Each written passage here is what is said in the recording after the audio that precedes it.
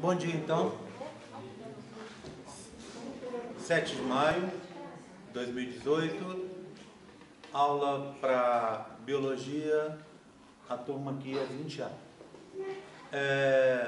Primeiro, alguns avisos sobre a prova. Eu ainda não tive tempo, mas todo semestre eu costumo, depois da prova, dar uma conferida se existe algum problema em alguma das questões, tá? Então eu vou dar uma conferida para ver, algumas pessoas me questionaram algumas questões, estavam na dúvida em resposta de algumas questões, então eu vou dar uma conferida nessas questões e ver se existe questão sobre assunto que não foi falado. Eu sei que tem uma questão lá numa prova, que eu tirei de várias provas, mas acabou, ao que parece, ficando numa prova que é uma questão sobre vasectomia, que é um assunto que eu não tratei ainda. Então, se essa questão realmente estiver lá, nessa prova, nesse modelo de prova, eu vou eliminar essa questão e a prova que teve essa questão vai passar de 12 para 11 questões, tá? Então, vocês me dêem um tempo que eu vou fazer isso o mais rápido possível, talvez hoje no final da aula da turma 12A, ou talvez amanhã pela manhã. Hoje cedo eu não consegui fazer porque eu estava terminando uns modelos aqui que eu queria mostrar para vocês na aula, então ainda não tive tempo. Então pode ser que tenha algumas alterações na nota, tá bom? Tá? Pode ser que tenha algumas alterações, para mais ou para menos, depende, não é verdade? Tá? E eu vou conferir isso e vou colocar lá no campus virtual, avisar para vocês.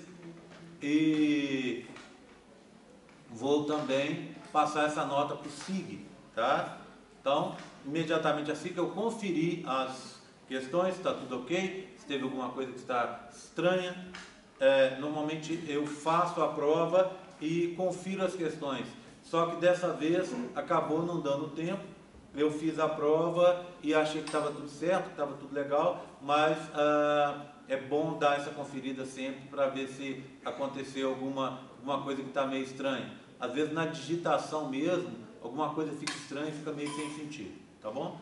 Bem, se acontecer alguma coisa, vocês serão avisados, mas acredito que se acontecer é coisa mínima, mesmo porque a maioria das questões daquela prova, da prova que vocês fizeram, foram questões que vieram do meu banco de questões, que já estão sendo usadas há vários semestres, e eu escolhi algumas lá, e eu tenho dúvidas só nas novas. Eu acredito que eu tenha feito umas 10, 12 questões novas só, então não foi,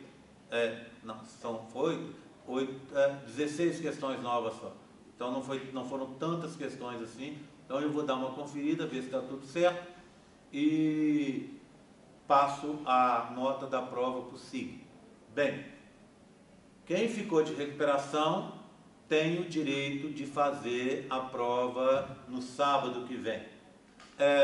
Quem ficou abaixo da nota, não é isso? Abaixo de 60%, ok? Então, quem ficar abaixo de 60% pode fazer a prova. Para isso, vai ter que fazer os esboços dos modelos que vão cair na prova e fazer também o questionário. Esse questionário e os esboços têm data. Acredito que o fechamento seja na quarta dessa semana ou na quinta. Quarta-feira, né? Então tem quarta-feira até o final do dia para fazer esses esboços. Quem não veio ainda, venha e faça, e para fazer o questionário. Bem, eu sou extremamente chato em relação a isso, ok? Então, quem, por acaso, não fizer todas as questões, não vai poder fazer a prova, as questões do questionário. Quem, por acaso, não entregar todos os esboços, não vai poder fazer a prova. Tá claro isso? Tá? Então, o combinado é o combinado. Já avisei isso algumas vezes aqui. Hoje eu estou tendo o trabalho de parar minha aula mais uma vez para avisar isso. Estou avisando de uma forma filmada. Está gravado isso aqui, vai ser colocado na internet lá, para que o aluno que por acaso não esteja aqui hoje, ele não tenha desculpa de dizer que não sabia. Tá bom? Então, tem que fazer todas as questões do questionário e todos os esboços. Lembrando que os esboços estão disponíveis para você fazer desde o começo do semestre, desde que começaram as monitorias. E o questionário do mesmo jeito. Portanto, não é hora de alguém chegar para mim e falar: ai, mas eu, para depois de amanhã, como é que eu vou fazer? Está em cima da hora. Não está em cima da hora. Você sabe muito bem disso. Tá certo? Bem, então, só relembrando que a prova de sábado é uma prova substitutiva. Ela é optativa no sentido de que o aluno que quiser fazer faz, tá? Mas só lembrando uma coisa importante. É a única oportunidade de você substituir a nota que você não obteve na prova 1. Concorda comigo? Depois não tem recuperação dessa prova de novo. A recuperação é sábado. Tá bom? Então, quem não obteve uma nota boa, deve fazer. Tá? Se você está aí com 55, 58, 59, depende de você. Eu aconselho, se você tiver tempo de estudar e fazer a prova no sábado. A nota é substitutiva. Significa o seguinte: a nota que você obtiver no sábado é a nota que vai valer para você. Tanto para o bem quanto para o mal. Se você tinha 55 e obtiver 30, a sua nota é 30. Mas se você obtiver 100, sua nota é 100. Concorda comigo? Então, assim, para quem estudar, é vantagem. Agora, tem gente que acaba fugindo da prova e depois fica, por exemplo, eu tirei 50, não vou fazer não. Na outra prova, na prova 2, 60 não vai me adiantar, eu tenho que tirar mais do que isso, para recompor a nota da primeira prova que eu perdi. Concorda comigo? Aí a pessoa tira 60, vamos supor. Ela continua com essa defasagem, que ela vai ter que tirar tudo na última prova. Então, o meu conselho é: façam a recuperação, tá? Quem puder fazer, faça, para conseguir uma nota melhor e já conseguir uma sobra. O melhor é que você, nessa primeira prova, consiga aí seus 60, seus 70, seus 80, 90, né? Conseguir uma nota boa, para que você já fique um pouco mais tranquilo. Ou seja, tudo acima de 70 é vantajoso. Abaixo de 70 já é perigoso ou já é um caminho do desastre se você está abaixo aí dos seus 50. Combinado? Então, assim, mas depende de vocês. Quem quiser fazer, faça. Quem não quiser fazer, não faça. Agora, a única coisa que eu vou fazer é, depois da quarta-feira, na quinta e na sexta, as monitoras vão me passar a lista de quem fez o questionário e de quem fez os esboços. Essas pessoas vão poder estar aqui no sábado. Eu não sei quantas pessoas são. Então, o que eu faço normalmente é combinar um horário para essa prova. Essa prova vai ser às 9 da manhã no DGTI 01, na mesma sala que vocês fizeram, das 9 às 10, e se tiver uma segunda turma, das 10 às 11. Se você for fazer essa prova, como a gente é por ordem de chegada, eu te aconselho a chegar, pelo menos estar aqui às 9 horas. Mesmo que você queira chegar aqui e falar: olha, a sala ficou cheia, eu prefiro sentar aqui do lado e estudar, tudo bem, tá? Mas, se tiver uma turma só, é uma turma só. Significa o seguinte: se eu tiver, vamos supor, 25 alunos de prova, fazendo prova de recuperação, couber todo mundo na sala, às 9, entra às 9, termina às 10. Se você chegar para a prova às 10, não vai ter prova. Combinado? Então, assim, esteja atento a isso. Tem lista para assinar? Não tem. Não precisa de lista. A única coisa é você aparecer no dia, na hora da prova. Tá? Apareceu, pode fazer. Se você sentar para fazer a prova e não tiver feito as questões do questionário, eu não vou nem te aborrecer. Se você sentar e não tiver feito os esboços, eu não vou nem te aborrecer. Mas você está perdendo seu tempo, porque a sua nota não vai constar. Tudo bem? Está combinado? Todo mundo entendeu então? DGTI 01, a partir das 9 horas do sábado que vem. Combinado? Tá? Podemos seguir a aula? Oi? Era sábado agora no cronograma do dia 12. É o quê? Sábado agora. É sábado agora que eu estou falando, não é? Sábado que vem é o próximo. Não é sempre assim? Ou é ao contrário? Sábado que vem é o no seguinte? É sábado. sábado, dia 12. Tá? Ok? Para mim, sábado que vem é o próximo, não da semana que vem. Tá? Sábado agora, dia 12, a partir das 9 horas, DGTI 01. Combinado? Combinado? Todo mundo entendeu? Tá? Bem, gostaria até que fosse depois, né? Mas por causa do feriado, por causa da comemoração do Dia das Mães. Mas a gente marcou e ninguém falou nada, agora está em cima, não tem nem como mudar.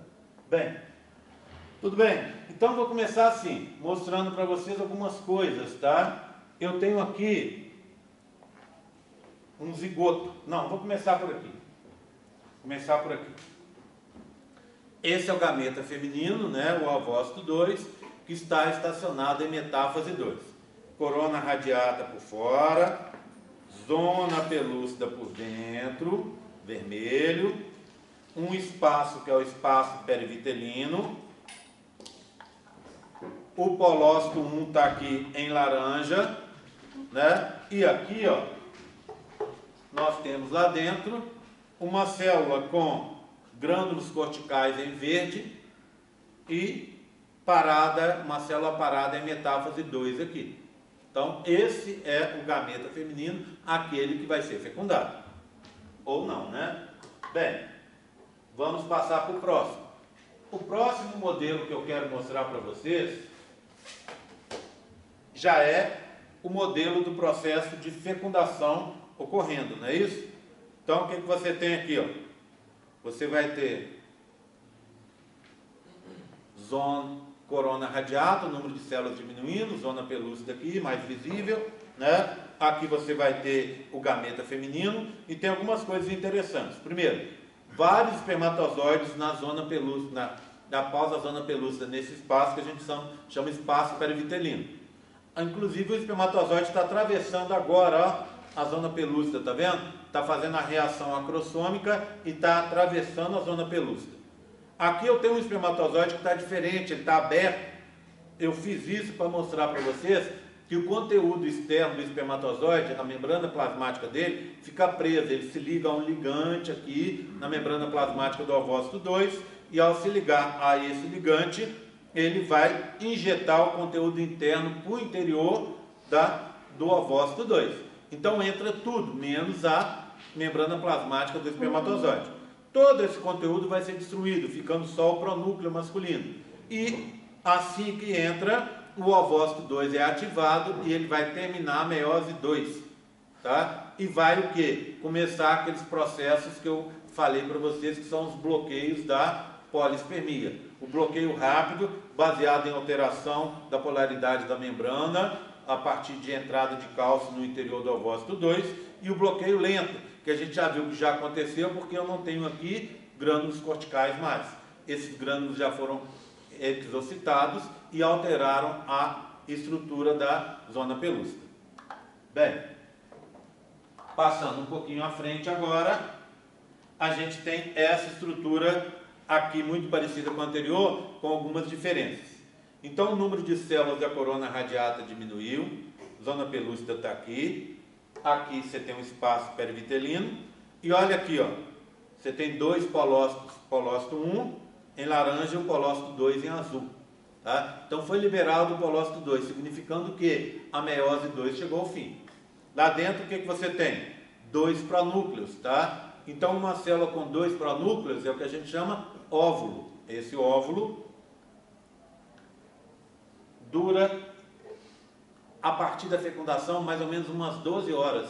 Então, de 0 hora antes da fecundação até as 12 horas seguintes após a fecundação, ou seja, na metade do primeiro dia, você vai ter essa estrutura aqui. Tá? Bem, passamos mais um pouco e agora nós temos isso aqui, ó. De novo, repete-se, né? Corona radiata, cada vez mais diminuindo o número de células, zona pelúcida. Aqui, uma célula com os dois polócitos, polócito 1 e polócito 2, né? Ladeando ela. Na verdade, esses polócitos ficam no espaço perivitelino, tá? A gente só colocou aqui para representá-los de uma forma mais prática. Lá dentro você tem o quê? Os dois pronúcleos se unindo. Esse processo a gente chama de singamia ou cariogamia, tá? Então, está acontecendo nas 12 horas seguintes daquele primeiro dia. Passamos mais um pouco e agora chegamos nesse modelo aqui. É o último modelo dessa série, tá vendo? Então, cada vez menos células da corona radiata, zona pelúcida mais visível. Agora, o que você tem aqui, ó? Juntaram-se os dois núcleos, ficou o núcleo único. Então, esse aqui é o zigoto. E eu pedi para a menina fazer, ela fez de um lado, eu esqueci de pedir para ela fazer do outro. Nós temos o quê? Um pareamento de cromossomos homólogos. Então, o que está acontecendo aqui agora é uma anfimixia, um processo de homólogo, pareamento de homólogos, ou seja, os cromossomos que vieram do pai vão se parear com os cromossomos que vieram da mãe. É um processo diferenciado, porque isso acontece uma vez, essa tal da anfimixia. E ela é interessante porque é um pareamento antes de uma mitose, porque as divisões que vão vir depois são mitoses. O processo que vem a seguir, lembra? A gente chama de clivagem, não é isso? Tá? Tudo bem? Bem, passei agora para o processo de clivagem. Então, eu vou voltar agora a pegar aquela célula inicial. Cadê ela? Está aqui. O zigoto, tá vendo? Então, peguei o zigoto agora. Lá dentro eu tenho um núcleo só. E aí eu tenho os dois polócitos, polócito 1 e polócito 2 aqui. O que aconteceu? Esses polócitos ficam no polo, por isso se chamam polócitos, saúde. E eles, além de serem um local para descarte de material genético, eles vão servir também como um local de definição do primeiro suco de clivagem. Então, a primeira clivagem, a primeira segmentação, acontece entre os dois polócitos. E ela começa no norte e vai para o sul, ou seja, um sentido norte e sul, um sentido vertical. Então, a primeira clivagem é vertical, tá? Sentido norte e sul. E vai formar duas células, uma à direita e uma à esquerda. Essas duas células são os conhecidos blastômeros, tá? Então, as células formadas no processo de clivagem são os tais de blastômeros. Então, aqui eu já tenho um modelo, olha aqui, ó, em que você tem um blastômero e o outro blastômero. Primeira clivagem já aconteceu. Essa primeira clivagem a gente diz que é para definir o eixo. Por quê? Porque a partir de agora eu vou olhar as clivagens que acontecem de um lado e as clivagens que acontecem do outro, ou seja, as clivagens do lado direito e as clivagens do lado esquerdo, tá? Então está aqui, ó, a primeiro suco de clivagem formando dois blastômeros. Reparem uma coisa, você tem um blastômero menor e um maior. Você tem diferença de volume entre os dois blastômeros. E essa diferença de volume vai afetar o processo inteiro para frente. Tá? Por quê? Porque a partir de agora, você não vai ter divisões ao mesmo tempo nos dois blastômeros. Então acontece uma divisão do lado direito e só depois acontece do lado esquerdo. Ou seja, o processo não é sincrônico. A gente diz que a clivagem humana ela é holoblástica, por quê? Dividiu o zigoto totalmente, tá vendo? Ela é alesta, porque aqui dentro você não tem vitelo como reserva. Ela é alesta, ela é desigual, quase igual ou subigual, por quê? Porque você forma blastômeros de tamanhos, de volumes diferentes. Por último, ela é assincrônica, porque não se divide os dois lados ao mesmo tempo. Então, vou passar aqui agora para mostrar para vocês esse outro modelinho. Olha o que você tem nesse modelo. A primeira clivagem aconteceu, e aconteceu o quê? Você tem a primeira clivagem para definir o eixo, a segunda clivagem está aqui, ó, é a que me interessa a partir de agora. Esqueçam a primeira. A primeira serviu só para separar os dois lados, lado direito e lado esquerdo. Tudo bem? Então, o que você tem aqui, ó? No lado menor, aconteceu a segunda clivagem, a primeira desse lado. E ela foi vertical, tá vendo? E é assincrônico porque dividiu do lado direito, mas não dividiu do lado esquerdo. Resultado, foram formados um número ímpar de células. Nesse caso, 3. Tá? Bem, então a clivagem humana tem essa característica, por não ser um processo sincrônico, os blastômeros não se dividem ao mesmo tempo. E aí você tem fases ímpares, tem de 3, tem de 5, tem de 7 e assim por diante. Tá? É diferente daquela clivagem que normalmente a gente aprende lá no colégio. Por exemplo, o professor lá no colégio falou para vocês que era um zigoto, que se dividiu em 2, depois se dividiu em 4, em 8, em 16, em 32, em 64 e assim por diante. Quer dizer, isso é uma progressão, não é verdade? Você tem um número ímpar no início e depois só números pares. Por que só números pares depois? Porque as células se dividem ao mesmo tempo. Não é o caso da espécie humana. Por quê? Porque, como você tem diferenças de tamanho, um lado se divide e o outro não.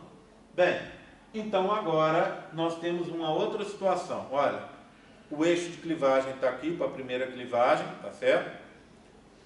A segunda clivagem está aqui, do blastômero menor foi vertical. A terceira clivagem está do blastômero maior e foi horizontal, tá vendo? Horizontal.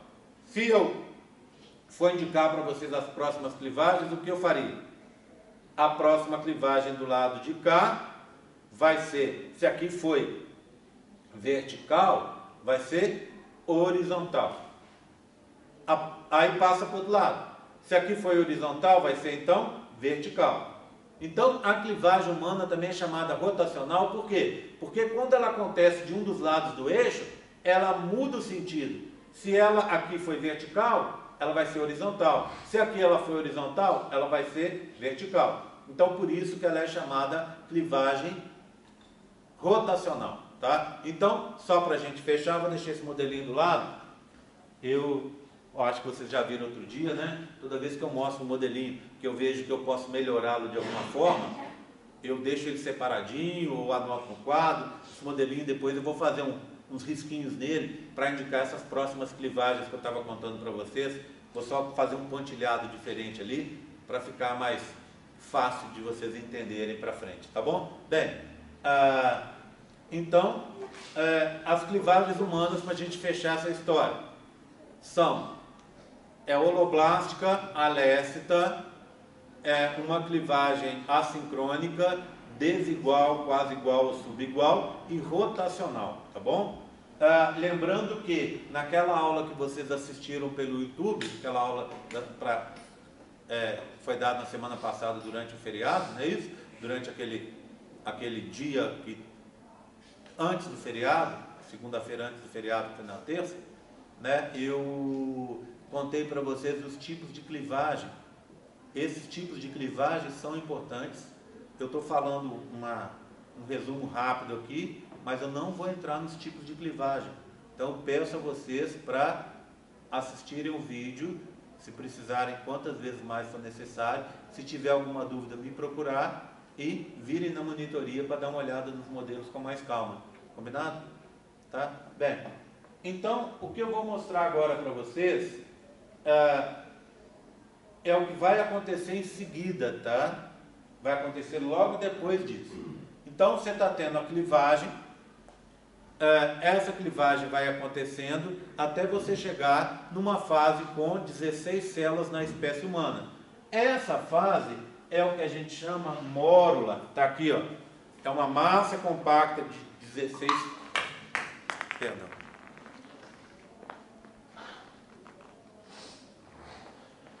É uma massa compacta com 16 células, tá certo? E compacta, tá vendo?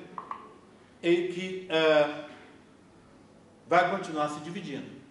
Só que quando chega na mórula, acontece uma coisa interessante. A gente retorna àquela história da manutenção da relação entre o volume do núcleo e o volume do citoplasma. Lembra da história? Uma célula padrão tem 10% de volume de núcleo e 90% de citoplasma. Quando acaba a inibição por contato, ela tem espaço para crescer. Ela vai crescer o citoplasma, mas o núcleo permanece constante, tamanho constante. Só que aí, citoplasma cresce, o núcleo não. Então, essa razão entre o volume, que era 9 para 1, lembra? 90% citoplasma e 10% núcleo, começa a sofrer alteração. Então, daqui a pouco passa 92% citoplasma, 8% núcleo. 95% citoplasma, 5% núcleo. E aí chega um ponto em que a célula consegue, vai ser liberada para ela a informação para se dividir. Ela vai entrar em divisão e vai gerar 2 células filhas. Então, esse tipo de coisa até agora não acontecia. Por que não acontecia? Porque o zigoto e os blastômeros que vêm depois são células que têm um citoplasma muito grande e um núcleo que tem um tamanho padrão. O núcleo não é maior do que o normal. Então elas tinham muita reserva e aí elas passavam por essas fases automaticamente. Ou seja, se você pegar a divisão celular, ela não entrava nas fases G1 e G2. Por quê? Porque ela não precisava crescer, ela não precisa duplicar o conteúdo interno, porque ela já tem espaço, ela tem muito conteúdo interno. Então, por isso, até chegar em mórula, as divisões são mais rápidas, muito mais rápidas. Quando chega na mórula, as células ficaram, os blastômeros ficaram pequenos o suficiente para você ter o quê? Você ter uma situação em que aqui dentro eu tenho 10% de núcleo e aqui do lado de fora 90% de citoplasma. O que acontece? As divisões continuam? Claro que continuam, só que a partir de agora tem que ter G1 e G2. E já que tem G1 e G2, vai levar mais tempo para ocorrer as divisões, mas continua acontecendo normalmente. Bem, o que vai acontecer em seguida? Você vai mudar de fase. Assim que você chega na mórula, você faz uma mudança de fase. Essa mudança depende de um processo que a gente chama compactação da mórula. O que vem ser isso? As células de fora da mórula, essas aqui, elas vão sofrer junções adesivas e oclusivas. Então, essa vai se juntar com essa, vai se juntar com essa, saúde, vai se juntar com essa e tal, elas vão se juntar, vão se grudar uma na outra. E quando elas se grudam, o que acontece com a mórula? A mórula fica menor. Então, você vai ter o quê? Uma compactação, porque esses espaços que existiam aqui antes vão deixar de existir, tá vendo? Então você compactou. Qual que é o motivo de você compactar essa mórula? Você vai compactar a mórula porque o embrião vai começar a ligar bombas de sódio e potássio. O que essas bombas de sódio e potássio fazem? Vão jogar íons, sódio e potássio lá para dentro. A intenção não tem nada a ver com os íons. Os íons, na verdade, são elementos que não ficam sozinhos, estão sempre associados com água. E o que o embrião quer é a água. Ele quer fazer no seu interior um compartimento cheio d'água. Por isso ele começa a bombear íons lá para dentro, vai bombeando íons lá para dentro e a água vai junto. Quando a água vai junto, o que acontece? Você vai criar uma cavidade interna, tá? E aí você vai ter uma seguinte situação. Deixa eu mostrar para vocês. Parece engraçado, mas eu acho que eu não tenho esse modelo. Eu tenho na fase seguinte e tenho um... Oi, tá bom? Aliás, eu até tenho um aqui, ó. Quer ver? Pronto, é esse aqui que eu queria mostrar para vocês. Ah, pode deixar aí, Bia? Deu certinho? Deu certinho. Ah, que bom. E dos métodos, tá com o professor de medicina que você falou, né? Oi? Tava com o professor de Tá. medicina. Tá. Com quem que tá? Às vezes Tava, não consigo. tava com o Rodrigo que estava usando. Tá. Né? Mas aí, deixa que eu olhe com ele. Tá certo. Tá bom? Assim que ele terminar, eu passo para você. Me dá um toque durante a semana, que se der certinho, eu te arrumo, tá? Obrigada, Ok? gente. Tá bom, tchau. Bem, o que eu tenho aqui agora? Tá vendo essa estrutura que vocês viram aqui, ó? Ela ficou, as células se juntaram lá fora. Estou mostrando ela grande para vocês, tá vendo? E aí elas começaram a bombear íons lá para dentro. E junto foi água. E aí o embrião que estava nesse formato passou a ficar nesse formato aqui, ó. Que formato é esse? O que eu tenho? Eu tenho uma cavidade interna. Pedi para vocês não ficarem no celular em mídia social durante a aula, encarecidamente. Tá? Bem, então olha aqui, ó. Você ficou na seguinte situação. Você tem uma parte de fora, tá vendo? Que está indicada em amarelo. As células que estavam lá dentro ficaram presas lá dentro. Essas células estão meio soltinhas, tá? E aqui foi feita uma cavidade cheia de líquido. O embrião, quando faz isso, ele sofreu uma coisa que a gente chama diferenciação dentro-fora, ou diferenciação fora-dentro. O que vem a ser isso? É a primeira diferenciação que acontece no embrião humano. Se você pensar num adulto, num feto ou num adulto, o que você tem? Você vai ter 70 trilhões de células, 242 tipos diferentes, células muito diferentes entre si. Como é que você consegue isso? Com diferenciações mitosas, não é verdade? Bem, a primeira das diferenciações que acontece na espécie humana é essa, a diferenciação dentro-fora ou diferenciação fora-dentro. Tá? Bem, aí o que acontece? Vê bem, você fez junções adesivas e oclusivas.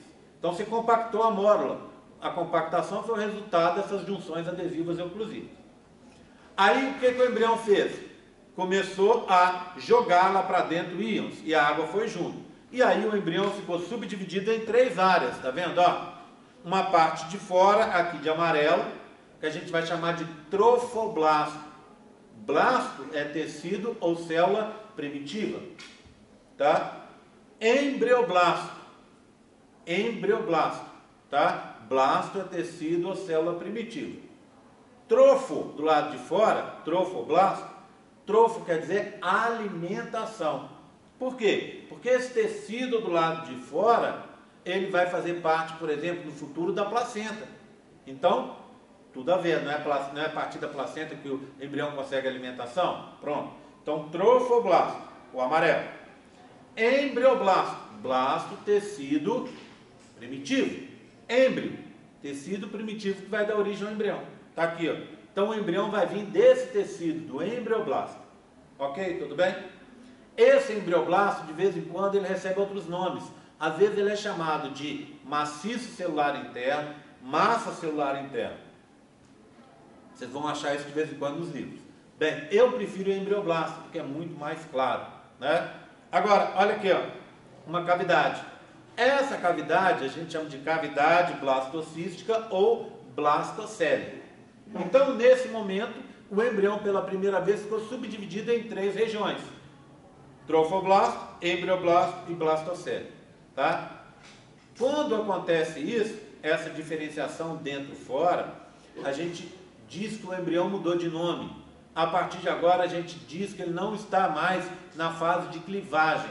Ele passou para a fase que a gente chama fase da blástula ou da blastulação. O embrião na fase de blástula ou de blastulação, a gente chama ele de blastocisto. Então, aqui está o blastocisto. Quando isso acontece? Aproximadamente entre o 4º e o 5º dia de desenvolvimento embrionário. Vamos localizar o embrião nesse 4º ou 5º dia? O embrião estava na tuba até mais ou menos o 5º dia. Aí o nível de progesterona aumentou, a junção útero-tubária se abriu e o embrião conseguiu entrar. Ele entrou e caiu dentro do útero. Então, quando o embrião entra dentro do útero, ele está na fase que a gente chama de blástula. O embrião é o blastocisto. E isso acontece em torno do 5º dia de gravidez. Tudo bem? Bem, só lembrando uma coisa, esses modelos são incompletos, não é? Por quê? Porque do lado de fora eu teria a zona pelúcida e do lado de fora da zona pelúcida ainda a corona radiata. Então, na realidade, a estrutura que eu tenho é essa aqui, ó. Deixa eu só tirar esse daqui e fechar, que é o próximo assunto que eu vou contar para vocês. Mas eu vou pedir para vocês prestarem atenção nesse embriãozinho aqui, ó, do lado direito, esse aqui.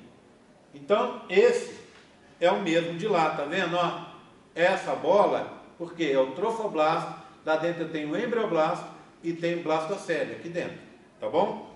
E ele está envolto pela zona pelúcida. Aqui você tem o quê? Os 2 polócitos, tá vendo? Ó, agora eu coloquei os polócitos aqui grudados na zona pelúcida. Tá? Eles ficam soltos entre a zona pelúcida e o embriãozinho. Aqui está a zona pelúcida. Aqui ainda faltou, esse modelinho só trouxe as pressas para mostrar para vocês. Eu fui ontem no meu laboratório para fazer, que eu queria mostrar isso para vocês. Então ele está, se vocês verem, ele ainda está meio mal acabado, ainda está com um pouquinho de verniz secando e tal, né? Mas eu queria mostrar isso aqui para vocês de uma forma um pouco mais clara. Por isso que eu fiz no final de semana. Então, o que eu preciso colocar aqui ainda são algumas células da corona radiata, tá vendo? Essas células, que são essas aqui assim, não é? Elas estão faltando nesse modelo, tá? Então, ele está com a zona pelúcida desse jeito, com células da corona radiata do lado de fora, que não estão mostradas aqui. Tudo bem? Tranquilo? É esse embriãozinho que entrou lá dentro do útero, tá? Ok? Tudo bem? O que eu vou contar... Oi? Não, já saiu da tuba e entrou dentro do útero, tá bom? Bem, quinto dia ele entra, tá? Ele já é blástula, ele já está em blástula, ele já é blastocisto. Ele vai passar lá dentro 2 dias tentando se implantar, tá? E aí a gente chega no assunto de hoje. O assunto de hoje, na verdade são 2, não é isso? É a implantação, que eu vou falar mais tarde, tá? E o embrião bilaminar. Embrião bilaminar. Que eu vou falar agora, tá?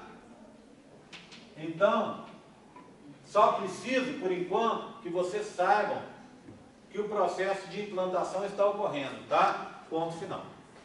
Tudo bem? Tranquilo? Tá? Bem, então eu quero mostrar para vocês o que vai acontecer com esse embrião logo a seguir, tá? A primeira coisa que a gente vai ver é o seguinte: a parte de fora do embrião vai sofrer modificações, tá? E eu não vou me preocupar com essas modificações da parte de fora agora, combinado? Tá? A gente vai ver as modificações da parte de fora na implantação, tá? Vocês aguardem até 1h da tarde, tá bom? A gente fala sobre isso. Mas lá dentro acontecem 2 alterações importantes, lá dentro do embrião, tá? Não na parte de fora, não no trofoblasto. Então as alterações no trofoblasto, alterações na parte de fora, no trofoblasto, eu vou falar à tarde, tá? Aguarda. E agora eu vou falar sobre, lado de cá, eu vou falar sobre a formação dos anexos embrionários. Bem, primeira coisa, o que são esses tais anexos embrionários? Anexo embrionário são estruturas que são essenciais para a vida do embrião, mas que não vão fazer parte do corpo dele. Como assim? São estruturas que se formam, que ajudam no seu desenvolvimento, mas que quando o embrião se forma, elas não estão presentes, entenderam? Tá? São 4 anexos: âmnio, córeo, saco vitelino e alantoide, tá? Eu vou contar para vocês sobre o surgimento dos 2 primeiros hoje, do âmnio e do saco vitelino, tá? Córeo e alantoide a gente provavelmente vai falar na semana que vem, tá? Bem, então o primeiro dos anexos se forma com em torno mais ou menos de uns 7 dias. Esse anexo é o âmnio. O processo de formação do âmnio a gente chama de amniogênese. Formação do âmnio. Gênese não é formação, não é origem, originar, surgimento, não é? Então, surgimento do âmnio, amniogênese, tá? Na espécie humana, no homem, a amniogênese, então no homem, a amniogênese se chama esquizâmnio.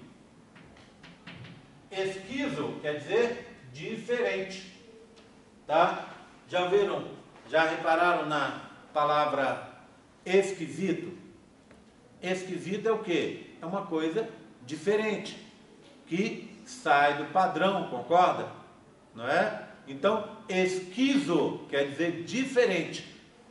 Âmnio, formação do âmnio de forma diferente, que acontece em animais inferiores, tudo bem? Vamos dar uma olhada como é que ocorre essa formação do âmnio, esse esquizâmnio na espécie humana? É muito simples, bem simples, tá? Então, vou pedir para vocês estarem prestando atenção, para a gente estar olhando aqui. Lembra do modelinho? Tá aqui, não é? Esse aqui, oi? Não, é que você falou homem, aí agora que eu entendi que significa ser humano. Ser humano, é. Diferente No eu, homem, não tem o Por homem. isso que eu fiquei nervosa. É, ser humano, tá? Ok? Na hora que eu coloquei, eu fiquei pensando assim, podia falar mulher, né? Mas o homem como espécie.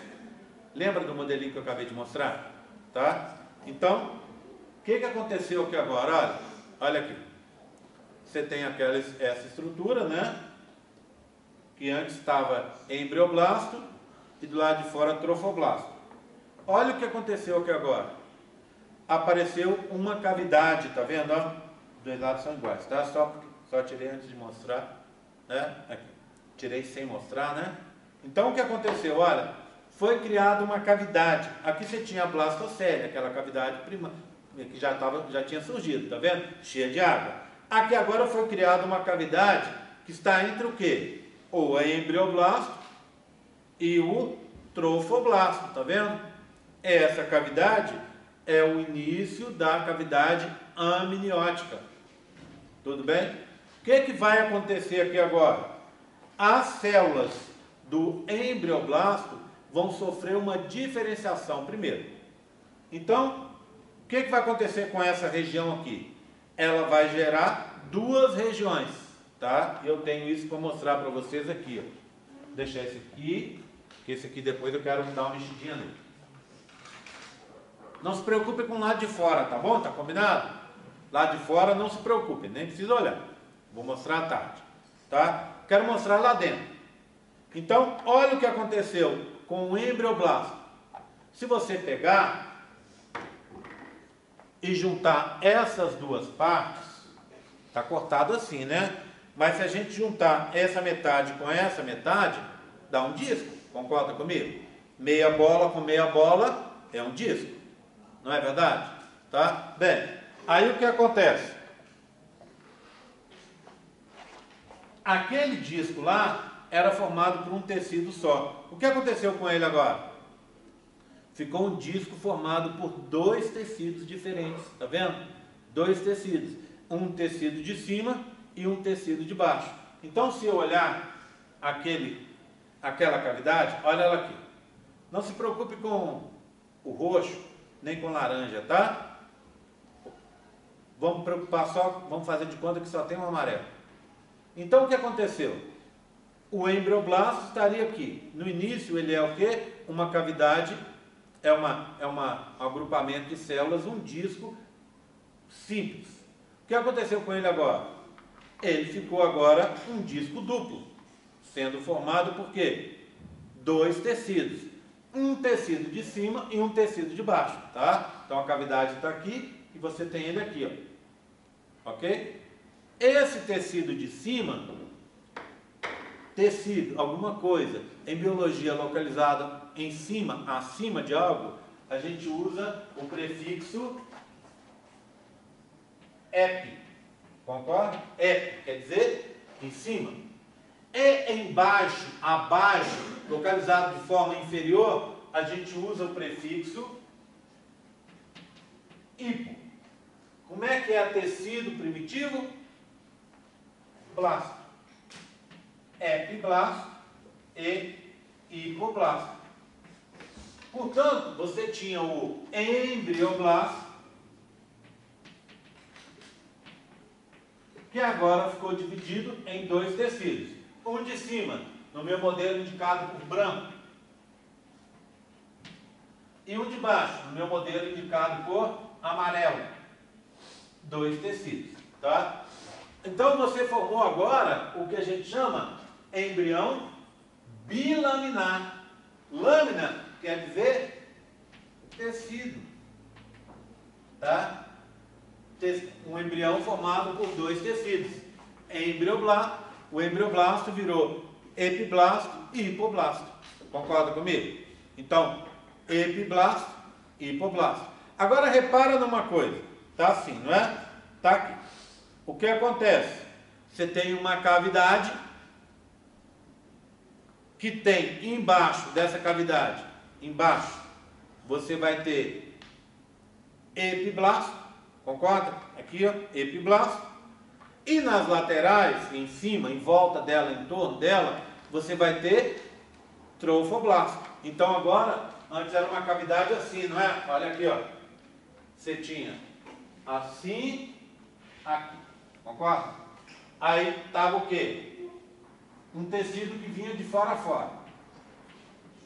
Que era o quê? O embrioblasto.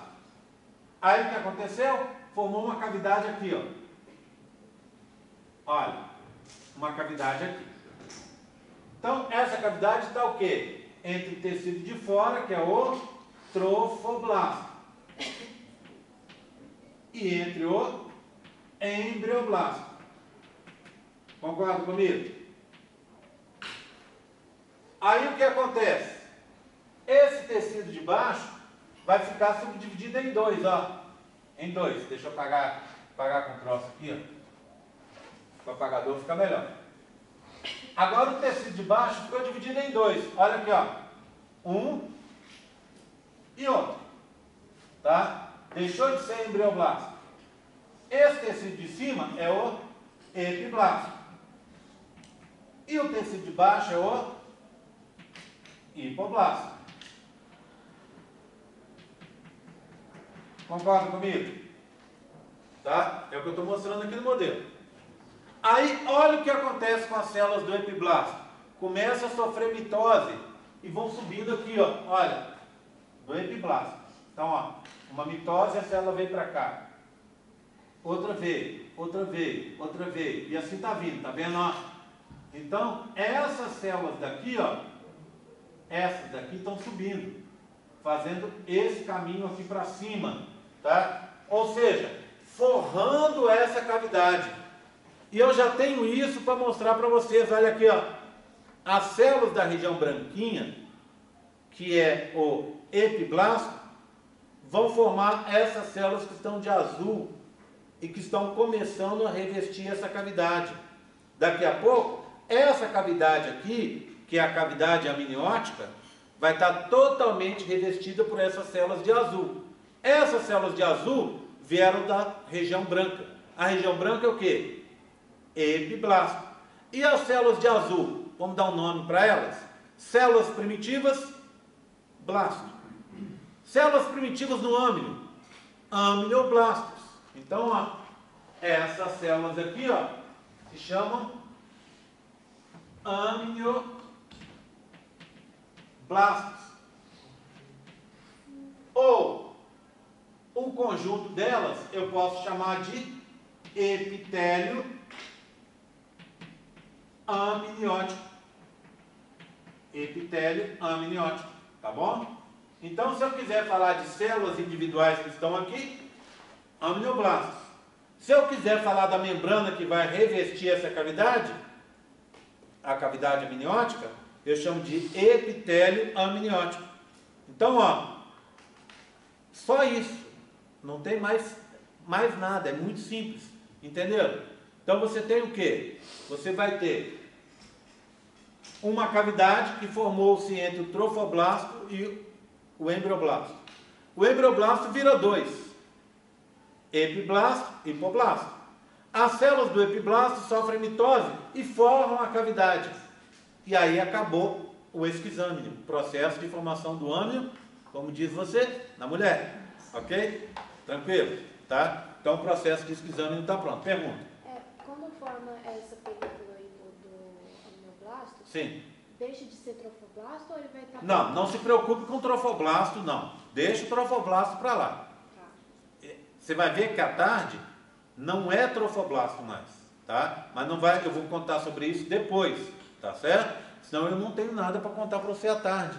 Então eu tenho que, é que nem novela aqui, entenderam? Então eu tenho que fazer uma suspense para indicar o que vai acontecer à tarde, tá? Aguarda. Por enquanto, na sua cabeça, considera a parte de fora como trofoblasto, tá bom? Então, não vai ser isso. À tarde vocês vão ver que não é. Mas então você teria o quê? Do lado de fora da cavidade, o trofoblasto, e embaixo da cavidade, o epiblasto, revestindo toda a cavidade internamente, o epitélio amniótico. Eu tenho isso para mostrar para você, quer ver? Ó? Olha aqui, ó.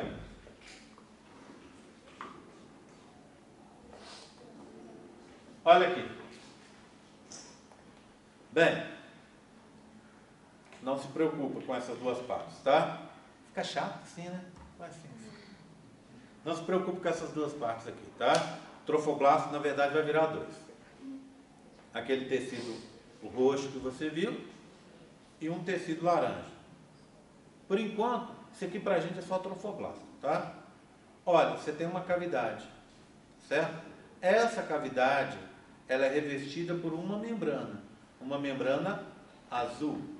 Então, aquelas células que vocês viram subindo aqui, ó, essas células que estão subindo aqui, saindo daqui subindo, essas células estão em azul aqui, tá vendo? Daqui a pouco elas vão revestir toda a cavidade. E a cavidade vai estar revestida por essas células aqui, ó. Como vocês podem ver nesse modelinho de cá. Olha lá, ó. Uma cavidade. Ah, o que é isso aqui que você pôs creme? É só para indicar que aqui é água. Ela está cheia de água. Então, uma cavidade cheia de água, revestida por um epitélio amniótico, tá? Essa cavidade a gente chama cavidade amniótica, tá? Se eu quiser falar do epitélio amniótico, mais da cavidade cheia de líquido, etc.,